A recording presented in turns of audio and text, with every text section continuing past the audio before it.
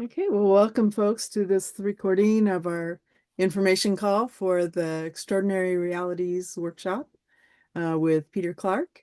And so for this call, we'll be talking with Peter a little bit and then telling you a little bit about the accommodations here at Earth Haven. And if you want to put any questions in the chat, that'll be great. And at the end, we'll also open it up for questions. So glad that you're all here.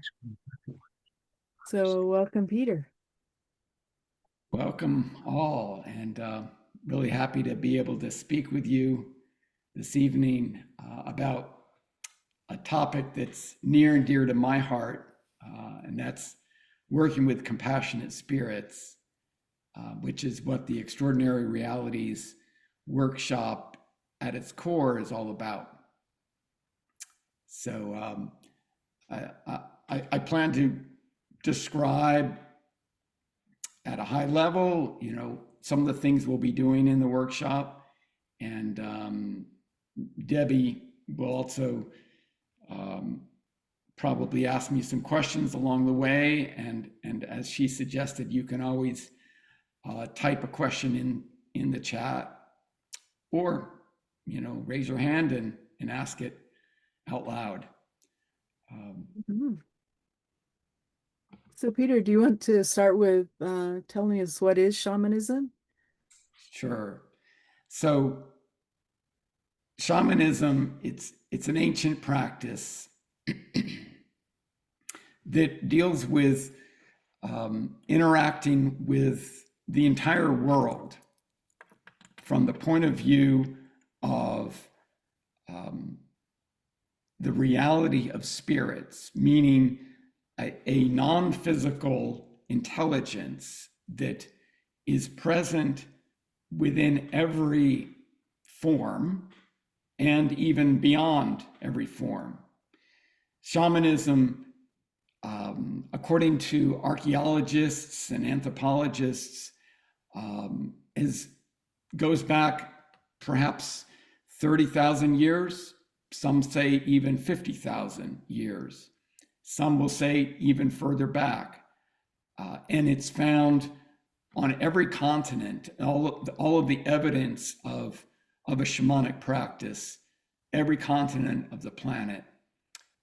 And there are many traditions of shamanism that have very specific rituals and language for this relationship with spirits, this communication with spirits, this way of walking in the world in which everything has consciousness, not just humans and animals, but also trees and plants and even rocks and rivers and mountains.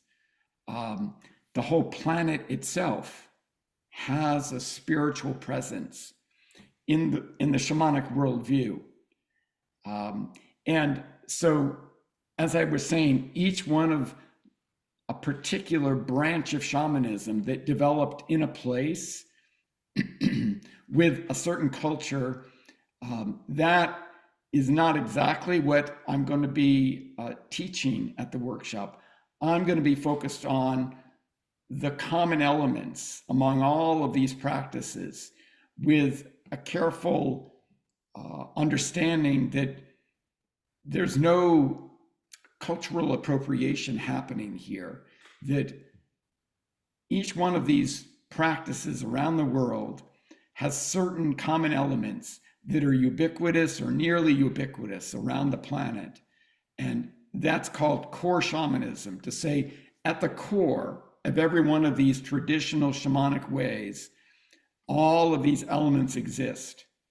And core shamanism is not attempting to be Native American shamanism or Siberian shamanism or South African shamanism or Celtic shamanism or Peruvian shamanism. And I just name a few of the well-known shamanic traditions. This core shamanism is to say, here are some tools for communicating with spirits, for listening to what the spirits have to say, and for choosing to live your life in such a way that honors the way of compassion. So there certainly there certainly are shamanic traditions that are not about compassion, and compassion in this setting would be the greatest, the highest, the most expansive good for all concerned. And to be fully compassionate is to not just be focused on some subset of creation, whether the subset is a tribe or a species or even a planetary system, but rather fully compassionate shamanism goes beyond the capacity of a human mind to grasp the impact of every action. So compassionate shamanism is to work with these spirits that grasp how every action impacts the whole. And when I say the whole, I really mean all of the universe. Now, right now, we have our hands full just trying to deal with our planet and with our own people on the planet. But these spirits that I would teach you to work with in the workshop, these spirits have that perspective that goes way beyond an anthropocentric, a human-centered perspective, goes even beyond the perspective of the entire biosphere of planet Earth. But nonetheless, they're very accessible for our daily lives. They help us to walk carefully on the planet. They help us to relate to each other with respect and with honoring of a diverse set of views. So what is shamanism? Shamanism really is about living your life as if everything matters and relating to others with that sort of respect, where these compassionate spirits are the ones that bring us this wisdom, are the ones that also can bring us healing. So there's so much more to talk about, but that's probably a good little intro, Debbie. Yeah, thanks. So why study shamanism now? Well, I think any time is a good time to start studying shamanism. I have found that wherever we are in our lives, to have this advisor, a compassionate, helping spirit, to kind of go beyond our own human perspective, is an amazing tool for living your life. But at this point in time, we certainly have a lot of diverse views that unfortunately are contentious, where one set of views says the other set and the people associated with them is wrong. So this shamanic practice helps us to get out of our ego states, helps us to get into a point of openness, to listen to others, and to also be clear with our boundaries. Where do we stand? Where would we walk? How would we relate? And so I think that at this time on our planet, like I said, it's always a good time, but now it's particularly relevant. I think it can help us in some sense. We're trying to have a democracy, but maybe someday we can have a biocracy, which would be an understanding of how every life form should have a say in how we live, and that's truly sustainable if we can ever get to it. And certainly, I see a nice little message from Arjuna. Certainly, the weather is filled with the spirits, the breezes, the wind. And I've studied a lot of weather shamanism as well, as an aside to this core shamanic practice that that I'm involved with. And to know how to communicate with the spirits of weather systems is an extraordinary thing as well. That could be helpful these days. Hmm. So, what makes you unique as a teacher of shamanism? Well, so I've studied shamanism um, primarily with the Foundation for Shamanic Studies, which Mhm. is an international organization that was founded by Michael Harner. Um, this organization uh, now is teaching all around the planet and these core shamanic practices. I've studied some other shamanic practices as well, and I've been a teacher for 4 decades. My teaching experience maybe is going to be surprising um, in the sense that I have a background in science and I have a master's degree in computer science and another master's in mathematics education. I've taught in academic settings from 8th grade all the way up through college. And I've taught in corporate settings for those 4 decades. And I've been teaching shamanism um, now since 2008. Hmm. I started studying shamanism. I had my first experiences, let's say, as a child. And when I lived in Japan, which was when I was 9, 10, and 11 years old, and had exposure to Shintoism, which is a very shamanically oriented traditional religion in Japan. But my formal study of shamanism started in 2001. And that's when I first began going to shamanic drum circles and taking workshops with the Foundation for Shamanic Studies. So Hmm. uh, you could say that one reason that you might enjoy having a workshop with me is that I come across from a scientific point of view. That means that I would like to see where can we find common threads in our experiences? Where can we build upon each other's scientific shamanic knowledge um, by sharing the stories that we learn from our spirits? Uh, Mhm. I also, because of my long teaching career, um, I'm I love to have that kind of interactive question and answers type of teaching experience.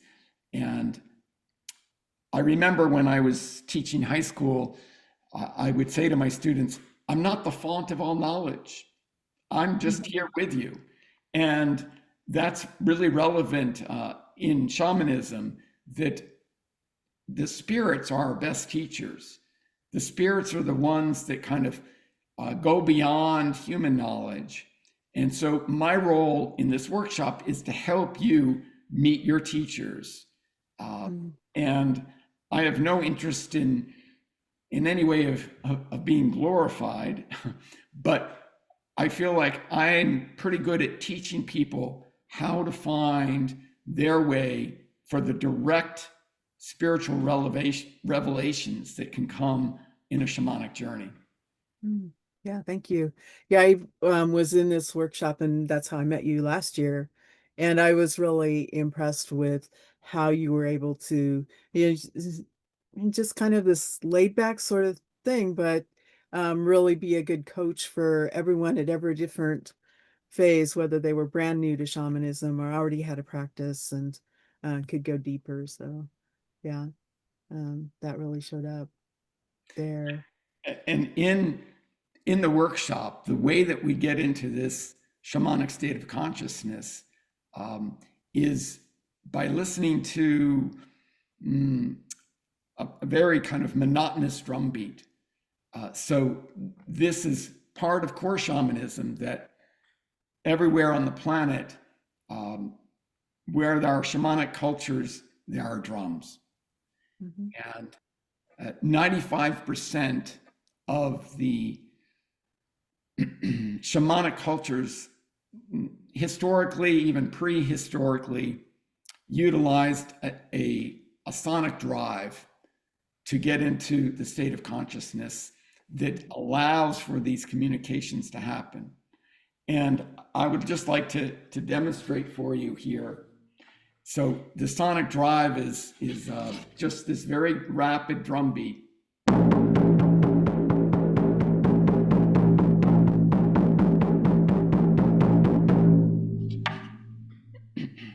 So there's a lot of drumming in the workshop, and that's the way that we will get into that special state where we can literally hear and see the spirits. Mhm. Great. And so can you share more about like what the kind of program is like, what we'll actually be doing in the workshop? Yeah. So there'll be an explanation of the cosmology of core shamanism. And it's a little bit like a model that we might hang our hats on to grasp the different realms where we can meet the compassionate spirits that I was speaking of earlier. Mhm. And then I would give a description of how to do the shamanic journey. And there's opportunities for questions, throughout all of that process. And then we'll go on a journey together. And that's going to happen before lunchtime on the first day. And so you would have your first experience where you would listen to that drum beat that I just demonstrated, and you would close your eyes and you would, following the techniques that I will provide step by step, you would travel into the spirit world to meet with spirits. Then after that journey, you'd have a chance to take some notes, to write down what you experienced, and then we would share. And so that's a big part of the workshop, that we would do this quite a few times to practice it. And every time we do it, there would be a different intention of what we want to focus on. And there's a lot of sharing around the campfire, so to speak. We won't have a campfire in the room, but there'll be a candle in the center. And humans have always gathered around the fire. So there's just a brief overview. There's a few more things that we'll be doing, but that format of some instruction and then some drumming and some journeying into the spirit world, um, note taking and discussion, a sharing of the stories will be a lot of what we do. Mhm. Great, thanks. Well, at this point, I thought I'd share a little bit about the little retreat center within Earth Haven where we're going to have this retreat. Give Peter a chance to rest his breath there. Yeah, we're going to be at Dancing Shiva, which is, yeah, it's a little retreat center at Earth Haven. It's kind of its own sort of separate place, rather than in the busyness of the village center. Has really beautiful views, lots of trees, a nice circular yome where we will be um, having the actual workshop. This year the workshop is intended as a kind of a commuting thing, it's just during the days. And so you can commute. You could also camp at Earth Haven, and we also have some indoor lodging if that makes that easier for you. Um, Everyone does their own meals this year, except we'll have some snacks and coffee and tea and things like that. So, so yeah, so Peter, you were up here at Dancing Shiva last year. How was your experience with that as a venue? Oh, it's a lovely place. I would say maybe the favorite place that I've ever taught. Uh, Mm, and I've taught in the UK and in Barbados. I've taught out in Vancouver. I've taught in Massachusetts and Maine and New Brunswick, Canada, and New Jersey. And so I've taught in quite a few places. And Dancing Shiva is a lovely, amazing, soft, supportive place, in the very best way, in the middle of the woods, with trails and little roads here and there. mhm. I really enjoy the space of Dancing Shiva, and so I would say it's wonderful to just come to that room and feel the power in it. Mhm. Thanks. So was there anything else you wanted to say before we open it up for questions? So I just want to say that kind of a key part of shamanism is that direct experience, really, of the divine. Mhm, So the divine, the spiritual dimension, that's connected with everything that unfolds. Um, Now, as a scientist, one could not prove this spiritual dimension, but if a scientist were willing to say, okay, let's suppose that this is happening, this is for real, and they opened their minds up, they would start to see amazing synchronicities coming, knowledge from beyond the human consciousness. And I'll link back to Michael Harner, who was the founder of the Foundation for Shamanic Studies. He was trained as an anthropologist. He's passed on now, but he was a scientist through and through. And so I have adopted his view on this. It's very internally consistent with mine. And so I encourage you, if you have a really strong left brain, or if you have a really strong right brain, or a beautiful mix in the middle, I think you're going to find amazing experiences in this workshop. Uh, mhm, so it's not just for those who are already fully psychic. I would say that I am not psychic, but I know how to ask my spirits. So mm, you can utilize psychic if you naturally have them to do shamanic practices, but you don't have to have a single bit of psychic intuition, and you can still succeed and find out things that are amazing. mhm. Great. So does anyone have any questions for Peter or for me about the program?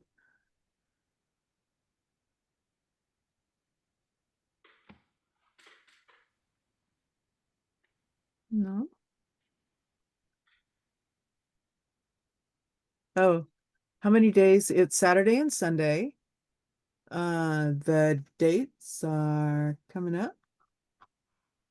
Um, June 28th and 29th. Um, let's see. The cost is a sliding scale from 250 to 350, and we're also offering a $50 discount um, since you came to this, and I'll be sending that code in the follow-up email. What happens at night? There's nothing scheduled. This year, we'll have more people coming from afar, so I could see maybe having a little campfire or something Saturday night. We'll see how things shape up. And how many people attended last year? I forget. We were like get I would bigger than say that. somewhere between 10 and 12, or 13 or so. I can know the You answer to can look it this. up there. But the official hours of the workshop are 9:30 to 5. And we might go a little bit over the 5 o'clock mark, but try to really focus in on those hours. And and maybe, as Debbie said, there'll be something that could happen in the evening, but there's no official part of the workshop that is Mhm. scheduled for after dinner. Yeah. I my computer's not finding that right now. The room holds a max of about 20 or 22 people, so we'll be somewhere in the range of probably 12 to 20 or something. Oh, here's what's the suggested continuity after these sessions? So the very best approach is after this workshop is Hmm. to practice what you've learned. And practicing can be done on your own. And I'll show you how to drum if you have a drum. And I'll also provide a link to an MP3 file where you can get high quality shamanic drumming. And you can do shamanic journeys on your own in your home. But I also really like it when we get together. And so having a drum circle to go to, and I think there might be one at Earth Haven, or maybe there could be a new one if there isn't already. And to practice this um, brings ongoing wisdom from the spirits, brings Hmm. teaching and healing. Part of the workshop will be to talk about what shamanic healing is, and we'll do a little bit of it as one of the experiences. Um, Another big part of shamanism is divination, finding answers, divine answers to questions that we might have. So, Hmm. divination is about options from the divine. So you can utilize these in your everyday life. And that's why I encourage practicing the shamanic journey process and a couple of other things that we'll get to in the workshop, and attending something with others, like a drum circle, where you get to practice and share your experiences. Um, I teach a number of other workshops that are more advanced. This one is always the intro. And if you're interested in more formal education, um, you'll be able to take more teachings with me in the future if you would like. Okay. And let's see, we've got more questions coming up, but just typical costs of camping. Let's see, got that here. Yeah, so camping is 55 bucks for the 2 nights. We have a nice kind of 3-season cabin in the campground that is going to be $70 for the 2 nights. And then indoor lodging uh goes, 150 to 195. Um, hmm, yeah, for the 2 nights. I don't know why. I think I've got an error on the website, but yeah, so that's kind of the range. It's more economical than staying in town and you don't have to drive, but that's that's that. And I'll take the next one here, Debbie. Okay, great. How did the shamanic practice change you? So I've always been interested in unusual phenomena. Even as a teenager, I was reading books, both scientific books that were kind of out of the ordinary and purely just unexplained phenomena kinds of books, spiritual books. I remember reading The Magic of Finhorn when I was either 15 or 16 years old, and by um, Paul Hawking, and a fabulous book that is all about nature spirits and how a community in Scotland um, was able to communicate with them and grow incredible vegetables and fruits. And um, so that was as a teenager. But I was always curious. So how do you do this? How do you do this? And I knew as an even younger child living in Japan, that there were incredible things happening, magical things, but I never could figure out how do I hear the spirits. And I would go to a park and I would talk to a tree and listen, and I couldn't hear. And so how shamanic practice changed me was that, wow, here it is. Now I can hear. Now I can see. Now I can experience this incredible richness. And it's changed me by helping me expand my mind beyond anything that anything else has ever done. Um, and I'll say that as a little boy, I wanted to be an astronaut, and I Mm. wanted to. This is when I was born in 1961, and so I'm 64 years old right now.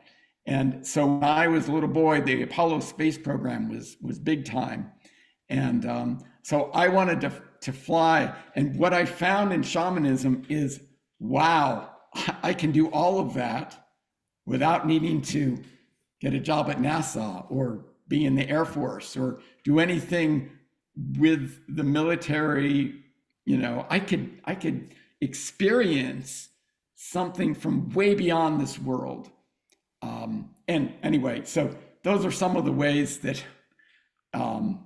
this shamanic practice changed me. Mhm. Looks like there's more questions for you on the chat too. Yeah. So there are certainly many suggestions I can make in terms of purchasing a drum. And I have probably 10 to 15 drums that I own. I will only be bringing one or two of them. And I have a wonderful friend of mine who is a drum maker, and he makes drums and he paints on them. And so if you're interested in a very special kind of customized drum, I could help connect you to him.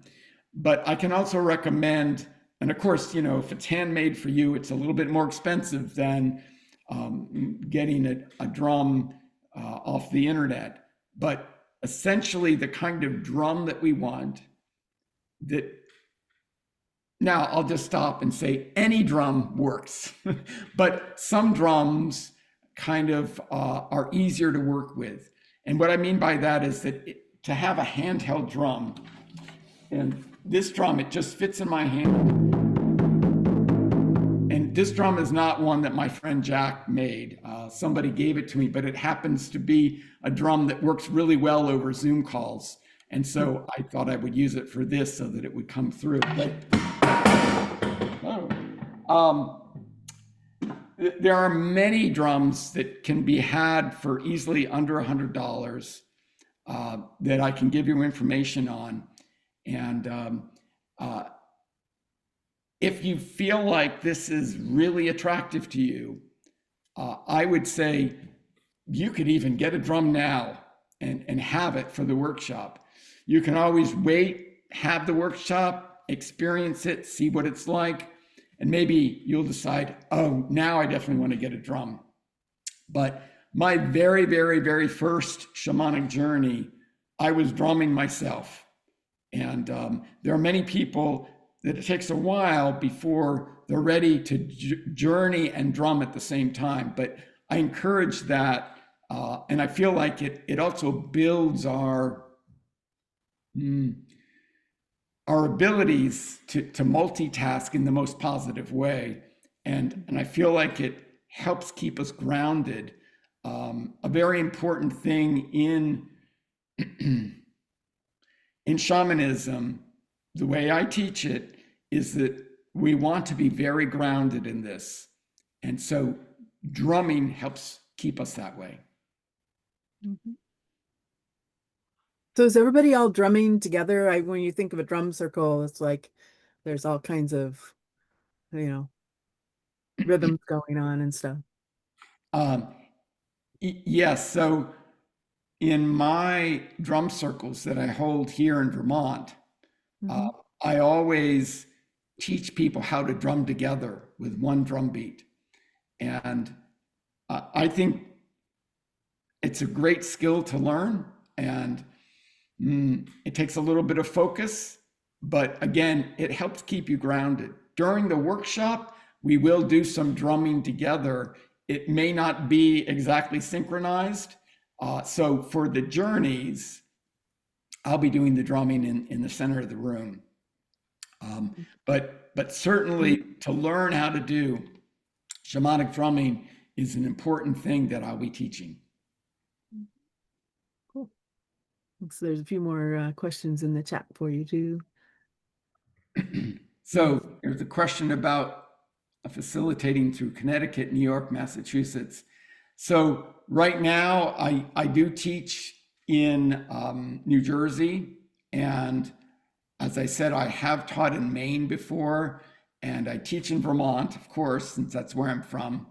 And if there's the right person in Connecticut, Massachusetts, I would certainly teach there. I do have a workshop scheduled for Long Island, New York. So I will be teaching in New York, not upstate, but right on Long Island.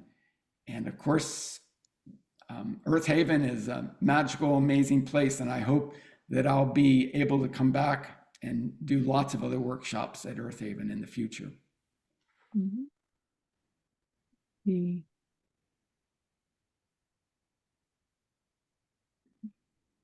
So there's a question, would you advise particular resources for these practices? Robin, Robin, so is this, when you ask this question, are you talking about books or websites or what exactly? All of this, really. I'm sorry to utilize such a commodified term there, word as resources.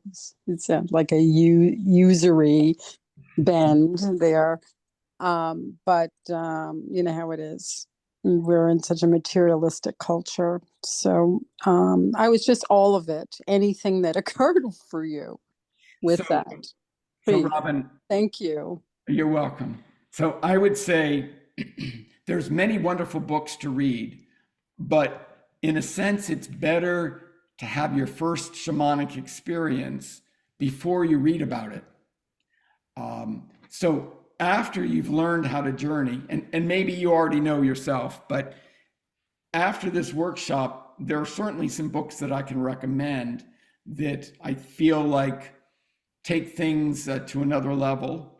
And there's plenty of stuff on the internet, but I'm a big fan of direct human interaction.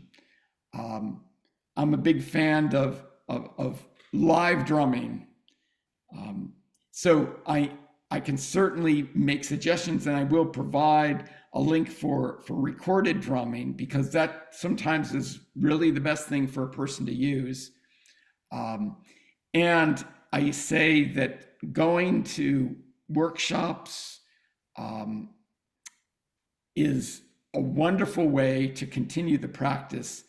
But I want to circle back to the fact that what you do on your own in between weekends, what you do every week, is such an incredibly valuable resource, meaning that the spirits themselves are amazing teachers. And so once you learn how to do a shamanic journey, I hope that you journey and journey and journey, maybe once a week, maybe more than once a week, maybe every day. And the resource of a helping spirit is invaluable. And also, they don't charge any fees. It looks like there was a question about whether the drumming works best with a mallet or drumstick rather than using a hand. So when I went to my very first shamanic drum circle, I just used my hand because I was using a djembe. So as I said, any drum can work, and using your hand is wonderful. But what I've found When I go on long journeys, there's a certain rhythm that comes with using a beater, and it just kind of helps facilitate that regular monotonous sonic drive that's critical for the shamanic state of consciousness. But that said, I would never say that you can't do whatever you want to do. And if you really want to hand drum, that's great. My preference is to use the drumstick.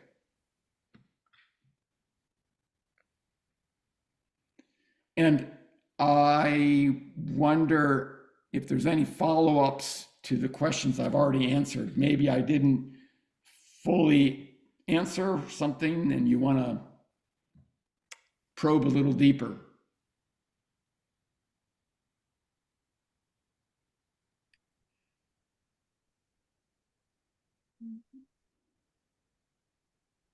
Robin, were you going to go a little bit more on this? Well, I haven't experienced a quote journey, shamanic journey, and I can't imagine that it's something that you could discuss as a structure. But is there any outline of, aside from the drumming, really, and with the drumming, what occurs? There's always a foundational way to approach, right? Mm-hmm. Would you somehow give a smattering or somewhat of an outline? Would you? So I'll just say that it's a very complete experience, Robin, and everybody, meaning that it's not just something that a part of you does. It's something that the fullness of yourself does, meaning that your whole body is involved, your mind is involved, your feelings, your emotions, your heart space are involved. All of that is a critical part of a shamanic journey. And it's very sensual in its approach, meaning that you will feel things in the journey that you wouldn't ordinarily encounter in your everyday life. And so I keep speaking about the shamanic state of consciousness. We have the ordinary state of consciousness that we're all in pretty much right now. And it's very much linear. We listen to words in a human language and we grasp the concepts, hopefully, if the speaker is conveying things in the best way. And what we say is that our brains, not even our minds, but our brains are really focused on what are called beta brainwaves. And the beta brainwave state is when you're wide awake and your eyes are open and you're listening and you're following. Maybe you're following a story. Maybe you're following some description of something. Maybe you're thinking about a sociological phenomenon, but you're going through something kind of in a linear fashion. That's what's called beta consciousness when we talk about brain waves. In a shamanic journey, when we utilize the fullness of ourselves, our bodies, our minds, our hearts, and our souls, really, our spirits, our brains are interestingly in a different type of brainwave. They're primarily in a mixture of alpha and theta. And the alpha brainwave state is predominant when you engage in some deeply creative process. And you might have somebody who is a painter or a writer, and they get into this alpha brainwave state, and time just flies by. And suddenly they realized that they'd been painting for the last 5 hours and they didn't even have a bite to eat. And they didn't even notice the time was going by, or somebody's writing a story, and the story is just writing itself. It's just flowing out of them. So that's that alpha state. It's also called a zone, and athletes sometimes will experience this alpha state where they're not thinking linearly. They are embodying some athletic moment. And if they were to think about it in a beta brainwave state, they wouldn't be able to do what they do. And so, as I was saying, shamanic journeys are about a mixture of that alpha brainwave state and the theta. Now, the theta brainwaves are what are predominant in our brains when we dream. So when we go into rapid eye movement sleep at night and we have a dream, then we've got this amazing experience unfolding. Hopefully it's amazing. Sometimes we have a bad dream, but so a shamanic journey is this dance between the alpha and the theta. And so I could say also, Robin, that the shamanic journey, that shamanic state of consciousness, is akin to dreaming, but it's different. So that just gives you a flavor of it all. And come to the workshop, and I'll help you with the whole process. Yeah, I'd love to travel. I do social service work, so I don't know that between the person-centeredness of it, that the needs won't arise, you know, if I don't have prior commitments. So I have to see.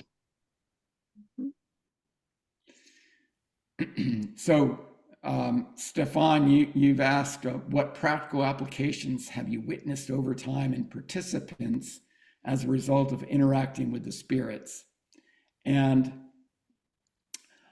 I would say that I've seen people change the way they look at their lives. I've worked with people for just a couple of times, and they learned a little bit. And then 6 months later, they said, Peter, I wasn't sure what happened, but now my whole life has changed. Now, I don't know, if we can say there's a guarantee that your whole life is going to change from working with the spirits, but I certainly feel that so much is possible that we might say when we're in our limited state of consciousness, oh, that could never happen. And so, in other words, what I've seen with people is that they heal the way they relate to others. They may come out of a long period of kind of traumatic relationships and find a really healthy relationship for them to be in. Working with the spirits can change the relationship we have with our jobs. And whatever it is that we do, we can check in with spirits. They are this amazing board of advisors. And you can have more than one helping spirit, I promise you. Certainly at this workshop, we hope everybody will meet with at least two, and you might meet many more than two.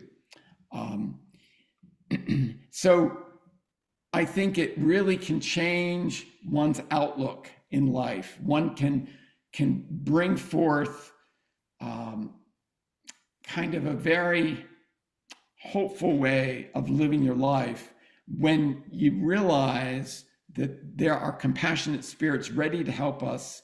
All we need to do is ask.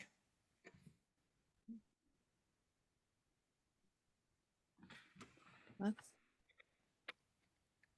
really comforting. Yeah. Yeah, we just have a few minutes left. If anybody has any last questions or something you'd like to know, if you're standing on the fence and wondering whether to come or not, or yeah. Yes, no. Okay. Well, maybe we'll call it a wrap here. I'll be sending you an email tomorrow, and that will have a link to this. It will have a coupon code for a discount, and yeah, and certainly you can contact Peter or me if you have any questions about this. So beautiful what you do, Peter. Well, So beautiful. Thank you, Peter. I really appreciated your introduction to this, and I feel you piqued my interest, and there's some things, some similarities that I have with you in terms of my studies and I think my brain works. So I'm interested in seeing if I can come and join you. Great. It would be great to have you there, Skip. Thanks. Okay. Yeah.